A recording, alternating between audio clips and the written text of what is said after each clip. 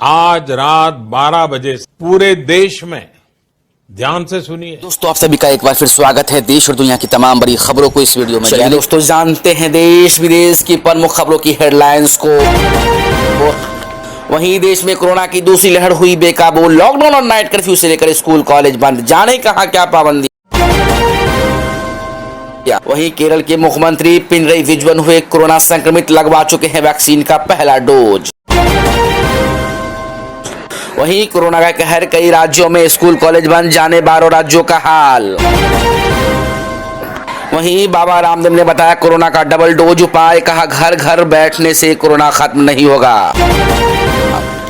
वहीं night curfew वाले जिलों में 15 अप्रैल तक स्कूल कॉलेज बंद, सिर्फ ये खुलेंगे, जाने विस्तार से आगे।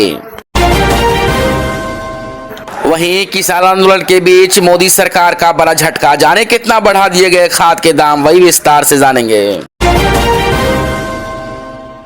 वहीं मुंबई में फंसे लोगों को लाने के लिए चलेंगी विशेष ट्रेनें, 10 से 19 अप्रैल के बीच होगा संचालन। वहीं सरकार के इस स्कीम के तहत 29 करोड़ लोगों को हुआ फायदा। दोस्तों, आप सभी का एक बार फिर स्वागत है। देश और दुनिया की तमाम बड़ी खबरों को इस वीडियो में जानेंगे, लेकिन इससे पहले अगर आप चाहते हैं कि ये खबरें आपके पास सबसे पहले पहुंचे तो लाल बटन को दबाकर चैनल को सब्सक्राइब करके मुंबई में फंसे लोगों को लाने के लिए चलेगी विशेष ट्रेनें, 10 से 19 अप्रैल के बीच होगा संचालन। महाराष्ट्र में रोजी रोटी कमाने के लिए उत्तर भारतीय कोरोना के प्रकोप में फंस गए। सब कुछ छोड़कर उत्तर भारतीय मुंबई व महाराष्ट्र के अन्य शहरों से निकलकर अपने घर लौटना चाहते हैं, लेकिन मुंबई से प्रयागराज की ओर चलने वाली सभी ट्रेनें फुल है। रेलवे ने मुंबई से लगातार बढ़ती डिमांड को देखते हुए मुंबई से प्रयागराज, गोरखपुर, दानापुर, पटना व अन्य शहरों में वापसी करने वालों के लिए 5 स्पेशल ट्रेनों के संचालन की कोशिश की। रेलवे अधिकारियों का भी साफ मानना है कि बीते 10 से 12 दिनों में मुंबई से लगातार यात्रियों की डिमांड बढ़ रही है। इसी को देखते हुए विशेष ट्रेन संचालन किया जा रहा है। देश में कोरोना की दूसरी लहर हुई बेकाबू। लॉकडाउन और नाइट कर्फ्यू से लेकर स्कूल कॉलेज बंद, जाने कहां क्या पाबंदियां। देश में कोरोना की दूसरी लहर बेकाबू हो गई है। पिछले 24 घंटे में अब तक के सर्वाधिक 1.26 लाख मामले सामने। अकेले महाराष्ट्र में 60,000 से ज्यादा लोगों की कोरोना रिपोर्ट पॉजिटिव आई। इस दौरान देश भर में 685 लोगों की मौत हुई। महाराष्ट्र में 322 तो पंजाब में 62 लोगों की जान गई। रिकवरी रेट घटकर 90.167% पर पहुंच गया। कोरोना के बढ़ते मामलों को देखते हुए देश के कई राज्य अपने यहां कड़े प्रतिबंध लगा दिए हैं। कोरोना से लड़ने के लिए कई राज्यों में लॉकडाउन तो कई राज्य अपने यहां नाइट कर्फ्यू लगा दिए। इन सबके बीच देश के अधिकांश राज्यों में स्कूल कॉलेज बंद हुए हैं। केरल के मुख्यमंत्री पिनरई विजयन हुए कोरोना संक्रमित, लगा चुके हैं वैक्सीन का पहला डोज। विजयन की बेटी वीना विजयन और उनके दामाद पीए मोहम्मद रियाज कोरोना वायरस से संक्रमित पाए गए। पिनरई विजयन ने 3 मार्च को कोरोना वैक्सीन का पहला डोज लिया था। केरल के मुख्यमंत्री पिनरई विजयन गुरुवार को कोरोना वायरस से संक्रमित पाए गए। इससे पहले विजयन की बेटी वीना विजयन, उनके दामाद पीए मोहम्मद रियाज कोरोना वायरस से संक्रमित पाए गए थे। विजयन ने ट्वीट कर बताया कि वो कोझिकोड के मेडिकल कॉलेज में अपना इलाज करवाएंगे। उन्होंने अपील की कि जो भी लोग इन दिनों में इनके संपर्क में आए वो सेल्फ ऑब्जर्वेशन में चले जाएं। वहीं कोरोना कहर के बीच कई राज्यों में स्कूल कॉलेज बंद, जाने 12 राज्यों का हाल। देश में कोरोना के मामले फिर से बढ़ने लगे हैं। कोरोना के बढ़ते संक्रमण के कारण 12 राज्यों में स्कूल बंद कर दिया गया है। वहीं कई राज्यों में बोर्ड परीक्षाओं की तिथियों में भी बदलाव कर दिया गया है। जानिए किन किन राज्यों में कब तक स्कूल बंद किए गए। उत्तर प्रदेश में 11 अप्रैल तक बंद कर दिए गए। मध्य प्रदेश में 15 अप्रैल तक। वहीं तमिलनाडु में 9 मार्च से स्कूल बंद है। छत्तीसगढ़ में 22 मार्च से स्कूल बंद है। जम्मू में 5 अप्रैल से बंद है। दिल्ली में 9वीं से 12वीं कक्षा विद्यार्थी अपने अभिभावकों से प्रैक्टिकल परीक्षाओं में शामिल होने के लिए स्कूल आ सकते हैं। पुडुचेरी में 22 मार्च से, गुजरात में 9वीं तक के पहली कक्षा। बाबा रामदेव ने बताया कोरोना का डबल डोज उपाय, कहा घर बैठने से कोरोना खत्म नहीं होगा। भारत में कोरोना वायरस तेजी से फैलता जा रहा है। हालात फिर साल 2020 जैसे होने जा रहा है। राज्य सरकारें कोरोना के हालातों को नियंत्रण में लाने के लिए कई तरह के उपाय करें, लेकिन फिर भी कोरोना खत्म के नाम नहीं ले रहा। हाल ही में पिछले 24 घंटे में ही देश में 1.25 लाख से ज्यादा मामले दर्ज किए गए। महाराष्ट्र, दिल्ली में कोरोना बेकाबू होता जा रहा है। राज्य सरकार ने नाइट कर्फ्यू लगाना शुरू कर दिया, जिससे लोगों में अब पूर्ण लॉकडाउन का डर सताने लगा। वैसे तो सरकार ने संपूर्ण तालाबंदी के लिए कुछ संकेत नहीं दिए। इसी कोरोना की महाघाती योग गुरु रामदेव ने प्रतिक्रिया दी, लॉकडाउन से गैर जरूरी है। आंदोलन के बीच मोदी सरकार का बड़ा झटका, जाने कितना बढ़ा दिए गए खाद के दाम। चंडीगढ़ EFCO ने DAP की खाद की कीमतों के मामले में अप्रत्याशित बढ़ोतरी करके किसानों पर बोझ बढ़ा दिया। 1 अप्रैल से बढ़ी कीमतों के मुताबिक DAP खाद का 50 किलो का बैग 1200 रुपये से बढ़ाकर 1900 रुपये कर दिया। नाइट्रोजन फास्फोरस NPK के 50 किलो के प्रति बैग की 4 किस्मों की कीमत 1350 रुपये से 1800 रुपये कर दी गई। खाद की बड़ी कीमतों को लेकर पंजाब व हरियाणा के किसानों को भारी रोष है। भारतीय किसान यूनियन राज्यपाल के अध्यक्ष बलबीर सिंह राज्यपाल का कहना है कि MSP में मात्र 50 से 70 रुपये कुंटल की बढ़ोतरी करने वाली मोदी सरकार ने खाद की कीमत 700 रुपये प्रति बैग बढ़ाकर किसानों की कमर तोड़ के काम किया है। जी हाँ, वही 6 और राफेल फाइटर जेट्स 28 अप्रैल को पहुंचेंगे भारत। गोल्डन एरो स्क्वाड्रन हो जाएगा पूरा। जी हाँ, भारत पहुंचेंगे और 6 राफेल विमान दुश्मनों को छूटेंगे पसीने। चीन और पाकिस्तान के साथ सीमा पर तनाव के बीच 6 और राफेल फाइटर जेट 28 अप्रैल को भारत पहुंचने वाली है। साथ ही 4 बाकी राफेल फाइटर जेट अगले महीने भारत आ जाएंगे। इस मामले को देख रहे अधिकारियों ने इस बात की जानकारी दी। अभी भारत के पास 14 राफेल फाइटर जेट है जो वायुसेना की 17वीं स्क्वाड्रन में शामिल किए गए हैं।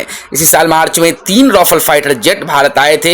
इससे पहले 11 राफेल पिछले ही साल फ्रांस ने भारत को सौंप दिया था। 6 4th generation plus fighter jet Rafale 28 April को वेस्ट बंगाल की हासीमारा एयरबेस पे उतारा गया। इसे भी 17वीं स्क्वाड्रन में शामिल किया जाएगा। बता दें कि इस स्क्वाड्रन को गोल्डन एरो के नाम से वही बिहार में कोरोना की दूसरी लहर देख नीतीश ने किया अलर्ट, जनता के नाम लिखा पत्र। जी हाँ, बिहार में कोरोना की दूसरी लहर से लोग दहशत में आ गए हैं। 24 घंटे में रिकॉर्ड 1537 मरीज मिले।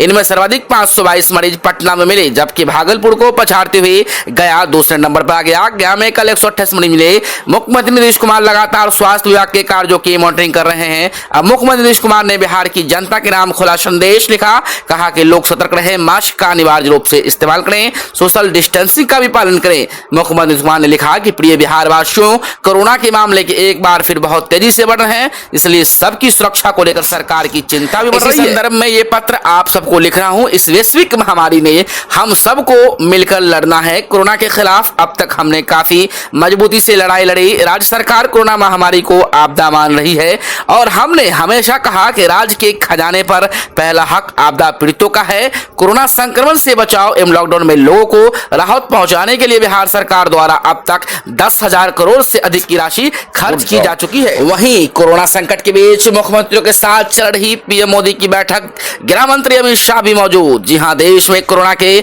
बेकाबू रफ्तार और कई राज्यों में इस संक्रमण के प्रसार की रोकथाम के लिए लगाए गए नाइट कर्फ्यू के बीच प्रधानमंत्री नरेंद्र मोदी आज शाम 6:30 बजे सभी राज्यों के मुख्यमंत्रियों के साथ बैठक करने जा रहे हैं। ऐसा माना जा रहा है कि पीएम मोदी इस बैठक के दौरान देश में कोविड-19 संक्रमण और वैक्सीन को लेकर सभी राज्यों के सीएम के साथ चर्चा करेंगे। 2 दिन पहले ही सभी राज्यों के सीएम 2 दिन पहले ही पीएम मोदी ने कोरोना रिव्यू मीटिंग की थी, जिसमें पीएम मोदी ने अधिकारियों को निर्देश दिए थे कि कोरोना रोकने के लिए सख्त कदम उठाए जाएं। पीएम मोदी की राज्य के मुख्यमंत्री के साथ ऐसे वक्त पर बैठक होने जा रही है जब कोरोना के एक दिन में 1.25 लाख से ज्यादा रिकॉर्ड मामले सामने आए। पिछले शुक्रवार को कैबिनेट सचिव राजीव गौबा के साथ हुई बैठक में 11 राज्यों केंद्र शासित प्रदेशों को उनके बढ़ते दैनिक मामले और रोजाना हो रही मौतों के कारण महाराष्ट्र, पंजाब, कर्नाटक, केरल, छत्तीसगढ़, चंडीगढ़, गुजरात, मध्य प्रदेश, तमिलनाडु, दिल्ली, हरियाणा को भी गंभीर चिंता वाले राज्य के रूप में वर्गीकृत किया गया। वहीं LAC पर तनाव खत्म करने के लिए भारत चीन के बीच कोर कमांडर्स स्तर की कल 11वें दौर की बैठक होगी। भारतीय सेना की तरफ से लेह स्थित 14वीं corps fire and fury corps के commander lieutenant general PGK Menon नेतृत्व करेंगे, जबकि चीन की तरफ से PLA सेना के दक्षिण झिंगझुआंग डिस्ट्रिक्ट के कमांडर नेतृत्व करेंगे। करीबी 1.5 महीने बाद भारत और चीन के कोर कमांडर्स पूर्वी लद्दाख से सटी LAC पर पूरी तरह से तनाव खत्म करने के लिए एक बार फिर शुक्रवार को मिलने जा रहे हैं। ये मुलाकात LAC से सटे चूसुल में भारत की तरफ से होगी। करीब 1 साल से पूर्वी लद्दाख से सटी LAC पर चल रहे टकराव में ये 11वें दौर की वार्ता है। आखिरी मीटिंग 20 फरवरी को हुई थी। भारतीय सेना की तरफ से लेह स्थित 14वीं कोर के commander lieutenant general PGK Menon नेतृत्व करेंगे, जबकि चीन की तरफ से PLA सेना के दक्षिणी झिंगझांग डिस्ट्रिक्ट के कमांडर नेतृत्व करेंगे। वहीं लॉकडाउन के डर से पैदल ही घर लौटने लगे नेपाली मजदूर। महाराष्ट्र में नाइट कर्फ्यू का ऐलान हो चुका है और इस ऐलान के बाद से ही प्रवासी मजदूरों का वापसी का दौरा शुरू हो चुके हैं। अब मजदूरों में एक बार फिर से लॉकडाउन को लेकर डर फैल गया है। इसी के चलते यूपी, बिहार, बंगाल के अलावा अब नेपाली मजदूर भी घरों को लौटने लगे हैं। जी दरअसल मुंबई के सभी रेलवे स्टेशनों पर प्रवासियों की भीड़ देखने लगी और ट्रेन के टिकट की लंबी लाइन नजर आ रही है। इसी को देखते हुए प्लेटफॉर्म टिकट के दाम भी बढ़ाए जा चुके हैं, लेकिन रेलवे स्टेशनों के बाहर मजदूरों की भीड़ लगातार बनी हुई है। अब महाराष्ट्र में रेस्टोरेंट और होटल में अब बैठकर खाने की इजाजत नहीं और इसी के बाद तमाम होटल रेस्टोरेंट में काम करने वाले मजदूर भी अब अपने घर की ओर निकल पड़े हैं।